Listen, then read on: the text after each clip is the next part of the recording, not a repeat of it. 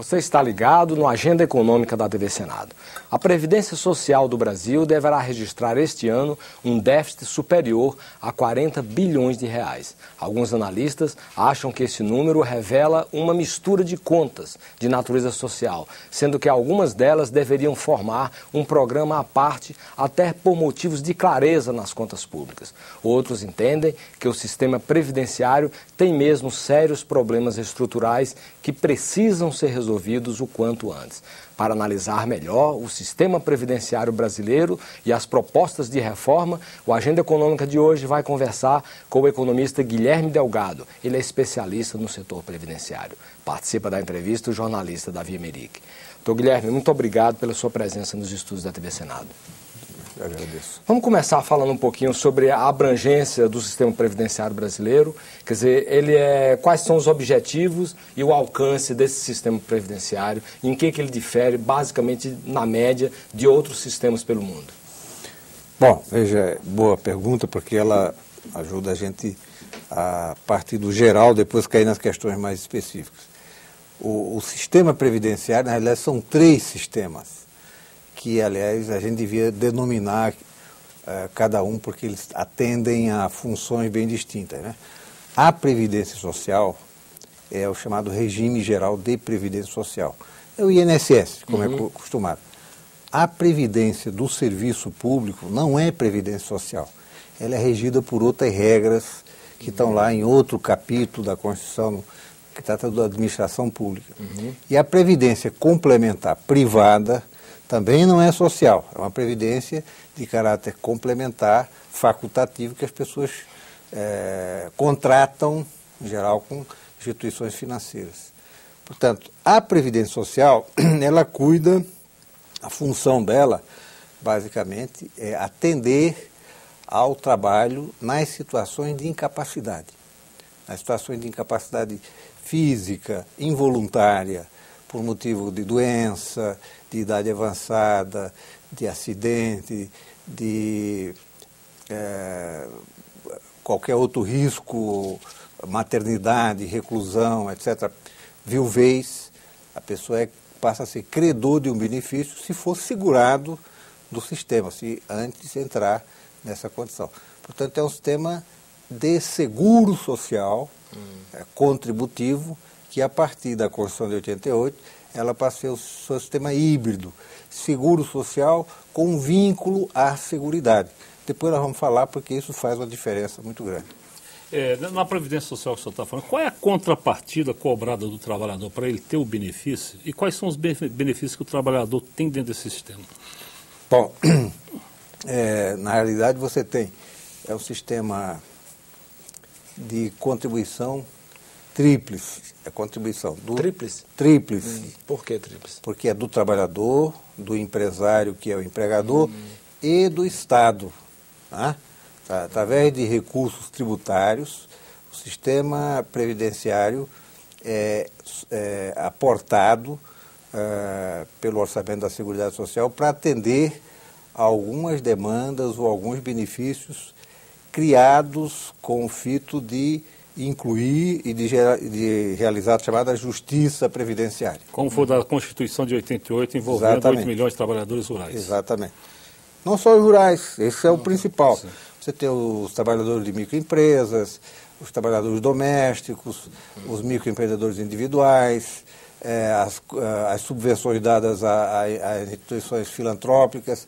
Há um conjunto de subvenções de alíquota contributiva que é suprido por essa fonte, e há também um benefício mínimo que é garantido com base no vínculo ao salário mínimo, a partir também de critério constitucional, que também é garantido por essa fonte. Portanto, benefício mínimo e subvenção de alíquota contributiva para incluir novos segurados no sistema são uma criação da Constituição de 88 como uma ampliação da ideia de seguro social, para não apenas ser o seguro para os que podem pagar, mas ser um seguro com pretensão de universalidade de acesso, que é uma outra questão que nós vamos ver depois se... Então se cobra quanto do trabalhador no sistema da Previdência Social e o que ele recebe? Para você dar uma noção mais... Bom, o trabalhador em média, porque tem situações de cobra-se 10% do salário de contribuição, 8%, 9%, 10%. Essa alíquota varia um pouquinho de acordo com as situações individuais. O dobro do empregador, né?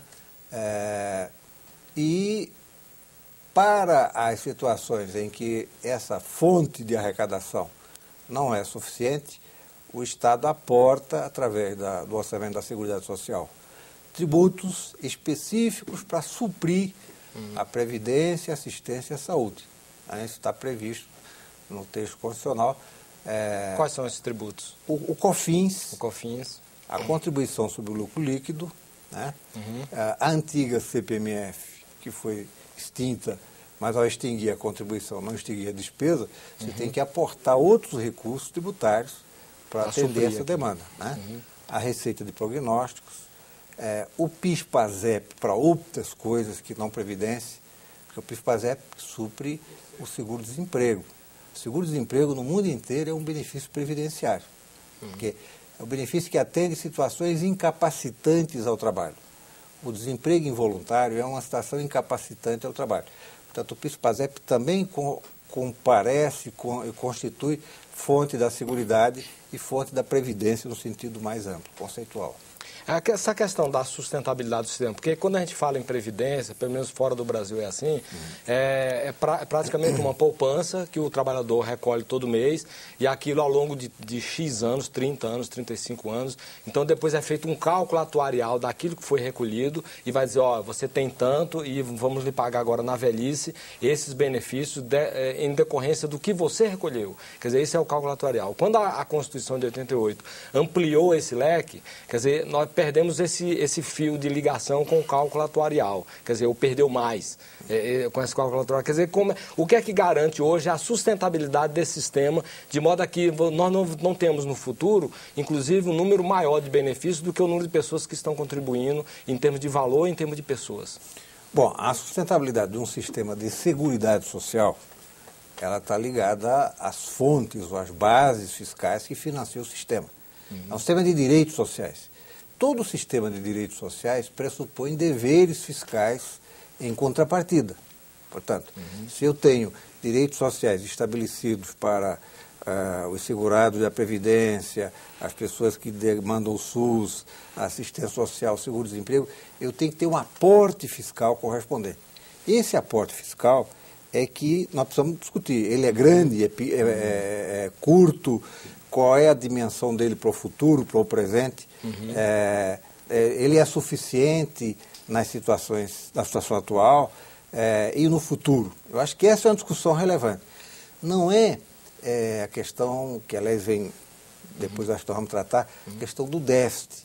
Certo. Porque déficit, primeiro, é uma linguagem que desqualifica para o grande público. E segundo, é tecnicamente errada. Porque déficit é uma despesa coberta por aumento de dívida pública, o aumento de emissão monetária. Não é o caso. Não é o caso. Essa despesa é coberta por recursos tributários que foram designados para essa finalidade. Portanto, mas, de qualquer forma, tem uma questão. Essa despesa, ela tem uma dinâmica de crescimento acelerado, ela vai ser suprida com recursos hoje existentes, ela vai requerer mais recursos. Um pouco essa questão eu acho que faz sentido, mas não no sentido do déficit, porque o déficit ele desqualifica para o grande público e é muitas vezes apresentado como sinônimo de malversação, desequilíbrio, dá uma ideia errada do que seja o sistema previdenciário. E o sistema previdenciário, só para a gente concluir essa pergunta, não é só contributivo. Né? O sistema contributivo é o chamado sistema bismarckiano puro, que tem a ver com a relação contratual de trabalho assalariado, a função equilibradora das contribuições tripartites, que não era só dos trabalhadores empregados.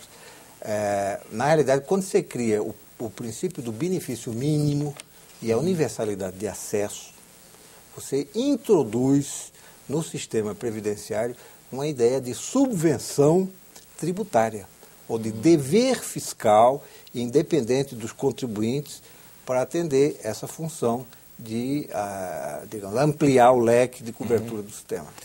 Alguns analistas dizem, em função disso tudo que o senhor está falando, que estabelece o mínimo, isso já está embutido a ideia de subvenção, porque você tem um sistema contributivo, você tem assistência social que beneficia a gente que não contribui. O senhor acha que realmente falta uma clareza no sistema? O senhor acha que isso tem de ser mudado, tem de ser repensado? Como o senhor avalia isso? Olha, falta clareza no sentido de explicitar na contabilidade pública todas as entradas e saídas do sistema. Porque quando você faz uma conta geral e apresenta um resultado geral, a gente não sabe o que está compondo aquela situação. Mas não no sentido de separar previdência dos pobres da previdência dos que têm capacidade contributiva. Isso não faz sentido, porque o nosso sistema, desde 88, é um sistema de previdência de seguridade. Ela não é seguro social apenas. Se fosse seguro social contributivo exclusivo, você poderia dizer, bom, o que não for seguro social contributivo exclusivo, eu vou tirar daqui e vou arranjar uma outra forma. Mas não é isso que disse o Constituinte. Nem é isso que disse as 3 reformas constitucionais posteriores. Portanto, é legítimo... Isso não está no horizonte, na opinião do senhor, essa separação? Não está no horizonte. Não está e nem deve estar. E nem deixaria mais claro o sistema. Dizer, isso aqui é previdência, isso aqui é uma assistência social que vai ser bancada pelo Tesouro, por exemplo. Não tem esse negócio de bancar pelo Tesouro. Quem banca são os recursos tributários da Seguridade. O Tesouro é um executor. Ou seja, você tem que ter funções constitucionais que respaldam direitos sociais estabelecidos e, com base nesses recursos, você aportar e financiar o sistema de previdência. Agora, o que você tem razão é no ponto seguinte: eu preciso ter clareza qual é o tamanho da subvenção que recebe cada categoria cada que participa do sistema. Quanto recebe os microempreendedores que são parte do sistema, recebem a subvenção. Quanto recebe a área rural, quanto recebe a área doméstica, quanto recebe os empreendedores individuais autônomos, quanto recebe, por exemplo, a filantropia, que muitas vezes não se justifica. Por que essa informação seria importante? Porque eu vou saber daquilo que a mídia chama de déficit, o que compete a cada um. Né? Onde é que está... fazer essa radiografia. A radiografia. Para você saber como vai cobrir, exatamente. Inclusive. Como é que eu estou aportando recursos tributários para atender direitos sociais? Que direitos sociais? Porque direitos sociais você atende na perspectiva da igualdade. Muitas vezes você tem que tratar desigualmente os que são desiguais. Agora, em nome desse princípio, entram às vezes na conta da Previdência coisas que não são para atender os desiguais. Por exemplo, tem instituições filantrópicas que não são filantrópicas, que recebem... São pilantrópicas. Você tem clube de futebol que não paga a Previdência. Você tem, por exemplo, isenções para exportação que não pagam o COFINS, termina prejudicando a Previdência.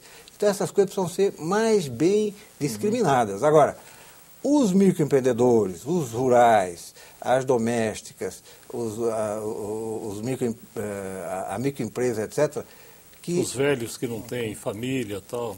Não, esses aí já entram numa conta diferente. Diferente. Porque você tem uma conta, embora operada pelo INSS, ou seja, a aposentadoria assistencial, que é para os trabalhadores idosos e que não contribuíram, né? Que nunca contribuíram, mas que são muito pobres, têm uma renda per capita de 1/4 do salário mínimo, esses têm direito à aposentadoria assistencial. Não é previdência, no sentido de que não goza dos benefícios todos da Previdência, porque a Previdência não é só aposentadoria. Mas ele está no sistema, faz parte do sistema. Faz parte do sistema de seguridade. De seguridade. Não de Previdência. Não de Previdência, tá. Agora, vamos pegar o raciocínio, só para a gente não perder o fio da meada, pegar o raciocínio convencional que tão ao gosto da grande imprensa. Diria o seguinte: algumas previsões apontam para um déficit de 42,4 bilhões de reais para 2011 na Previdência Social. Nessa conta já está incluído o valor do salário mínimo de R$ 545. Então, que análise o senhor faz, primeiro de um déficit, queria que o senhor esclarecesse melhor por que o senhor não aceita essa concepção de déficit, e como é que isso vai ser coberto, afinal de contas, se esse sistema tributário que o senhor falou, que foi criado para garantir a Previdência, se os recursos não forem suficientes para cobrir todas as despesas dos benefícios. Bom, essa despesa de 42 milhões, que não é coberta pelas arrecadações de contribuições de empregados e empregadores, portanto, é uma despesa tributária, ela, vamos dar o nome, ela tem uma dimensão hoje até cadente, do ponto de vista do que foi nos últimos 5 anos. O chamado déficit do regime geral tem caído nos últimos... Já chegou a quanto? Há 5 anos atrás... Vamos falar em proporção do produto interno. Porque falar em proporção do PIB é melhor. Em proporção do PIB, ela já chegou a 1,7%, 1,8%, e 42 bilhões hoje é em torno de 1,4%. Não é tão alta assim quanto se poderia imaginar. Né? Só para a gente fazer um paralelo, o carregamento das reservas internacionais do Brasil vai custar 50 bilhões de dólares, 50 bilhões de reais esse ano. 50 bilhões de reais. É a diferença de 10 pontos percentuais de juros entre o que a gente recebe e o que a gente paga, que nós estamos subvencionando o Tesouro norte-americano. Não é nem um pouquinho pobrezinho. Né? Então, para a gente fazer... Então, esses 42 bilhões de reais, na realidade, é um aporte da Seguridade Social para cumprir e fazer cumprir o princípio do seguro social para 62 milhões de brasileiros que hoje são segurados do regime geral. Então, o regime geral é um regime de previdência social, propriamente. Então, quando você paga benefícios, e você paga benefícios com garantia do mínimo a pessoas que não contribuíram no mínimo e nem contribuíram com o princípio do equilíbrio atuarial, né? Você tem uma despesa maior do que a receita. Porque uma crítica que você faz aos constituintes de 88 é que ninguém prestou atenção na como ia arrecadar esses recursos. Quer dizer, o que queria era estender os direitos. Estender o direito para todo mundo e não ligou para como isso seria coberto, como isso seria pago. Como é que é essa crítica? Essa crítica é pertinente. É pertinente porque logo em seguida da Constituição de 88 você teve uma crise de financiamento da Previdência, da Seguridade Social, que obrigou o Ministério da Previdência a se apropriar todo do recurso da antiga contribuição do INPS e INAMPS, que era Previdência e Saúde, e ela passou a financiar integralmente a Previdência Social, obrigando depois a constituição da CPMF, etc. Então, é pertinente no sentido de que no texto constitucional não foi bem calibrado o processo de financiamento dos direitos sociais. Mas isso é verdade até hoje. Né? Mas se corrigiu depois, não? Vem sendo corrigido, ou seja, com a criação do COFINS, depois ampliou-se a alíquota do COFINS, depois introduziu o CPMF, tirou o CPMF, etc. Mas o assunto não está resolvido. Não está resolvido exatamente pelo seguinte: porque o sistema de previdência social ele se ampliou significativamente nos últimos 10 anos. Nós saímos de uma cobertura da população trabalhadora ativa em torno dos 45%, 46% em 2000, né, para 62% hoje. 62% de quê? Da PEA? Da população economicamente ativa. Da PEA, né? Ou seja, é um número expressivo, porque nunca o Brasil teve uma situação dessa. Não, acréscimo em milhões de quantas pessoas, mais ou menos? 27 milhões de novos contribuintes entre 2000 e 2009. Se considerar até 2010, você dá 30 milhões de contribuintes. É uma ampliação do emprego formal muito significativa, na faixa de quase 3 milhões ao ano, que é inédito isso em termos. Bom, isso é uma boa notícia no sentido que você está ampliando o sistema. Numa base formal, inclusive. Numa base formal, numa base contributiva, até porque os segurados especiais já tinham sido introduzidos antes, eles não aumentaram, até reduz, porque reduz a população economicamente ativa rural, mas ele vai criar um previsível problema de futuro, que é a seguinte situação. Se você tem uma década de inclusão previdenciária e mais uma outra década previsível de inclusão, porque continua o processo, você vai ter um afluxo de benefícios no sistema. O tal do bônus previdenciário entra aí. Não, isso é outra coisa. O bônus previdenciário é questão mais de demografia. Isso é o processo de inclusão previdenciária. Tu tinha 44%, 45% da perda, passasse a 62%. Vamos dizer que com mais uma década você cubra 80 e poucos % no RGPS. Né? Em 20 anos, portanto, você mais do que quase dobrou o sistema. RGPS é Regime Geral de Previdência Social, é INSS. Com a defasagem dos tempos de carência dos benefícios, as pessoas passam a demandar benefícios, que não é só aposentadoria. Aposentadoria, pensão, até aposentadoria contributiva, auxílio-doença, auxílio-acidente, auxílio-reclusão e assim por diante. Então, esse afluxo previsivelmente alto vai criar uma demanda acelerada nos anos 2015, 2020, para o qual o sistema precisaria se aprovisionar, constituindo fundo de reserva, que está até previsto no artigo 250 da Constituição, mas não foi regulamentado. No próximo bloco, as diferenças básicas entre as previdências rural e a previdência urbana. Aguarde.